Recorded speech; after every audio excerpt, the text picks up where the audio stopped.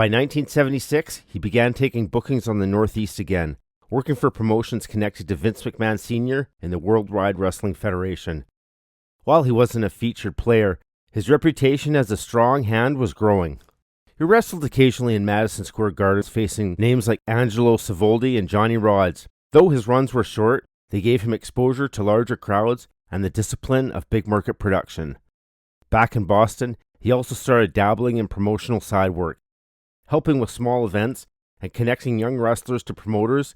Sullivan had a knack for backstage logistics and talent relations, something that would define his later years as a booker and creative mind. By 1977, he had firmly established himself as a reliable, believable worker, and one of the most cerebral performers of his generation.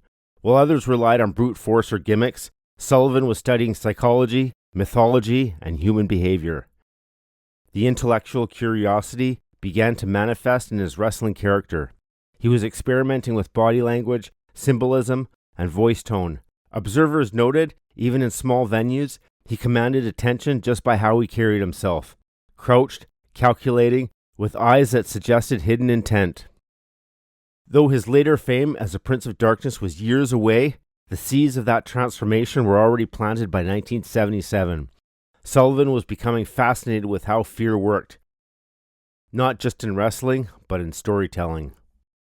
By the end of 1977, Sullivan was no longer just a capable wrestler. He was a student of the art form. What came next, his dive into darkness into the late 70s and 80s, would make him one of the wrestling's most complex and controversial figures.